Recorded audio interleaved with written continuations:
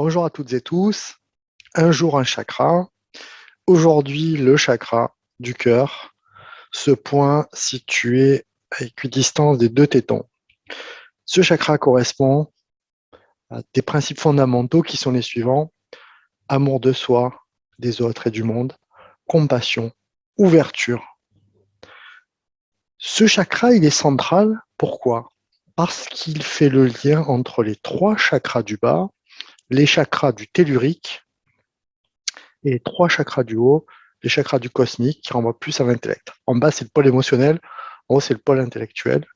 Et là, ça fait vraiment le lien. Et pourquoi il est tellement important? On n'imagine pas souvent à quel point l'immense majorité des problèmes auxquels nous sommes confrontés sont liés au fait que les gens ne s'aiment pas.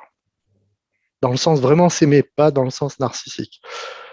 Combien de fois on est confronté du fait que les gens ne s'aiment pas, ils vont soit se retourner contre eux-mêmes et se faire du mal, soit se retourner sur les autres en invoquant des fautes à la terre entière parce que ils évoquent une souffrance.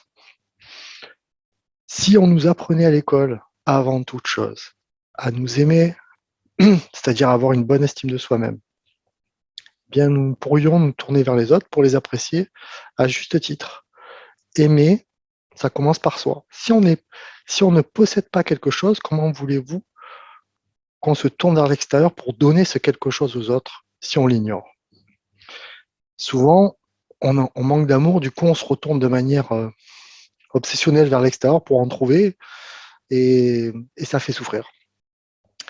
Alors que si nous avions cet amour qui nous était transmis de manière juste, on pourrait se construire de manière équilibrée, harmonieuse et le rendre aux autres. Donc, d'où l'importance de ce chakra-là. Trouver aussi la compassion. La compassion, c'est malgré toute la difficulté que je peux avoir dans ce monde-là, pardonner, apprendre à pardonner pour soi. Parce que si on ne pardonne pas, on garde un poids en soi qui nous empêche d'avancer. Quand on pardonne, c'est d'abord pour soi. Même si on vous a fait quelque chose de terrible, pardonnez vraiment sincèrement.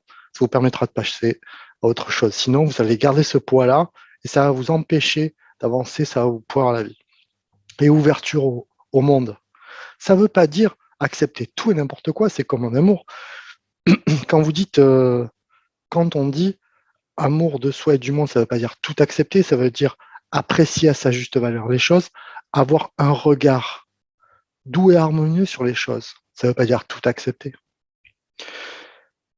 Et si nous étions bien équilibrés, eh bien, à chaque fois que nous vivons quelque chose, que ce soit une émotion intense ou des pensées intenses, nous devrions les passer au moulinet de ce chakra-là du cœur pour lui donner une tonalité juste, parce que c'est ce chakra-là qui est la clé de compréhension de nous et du monde.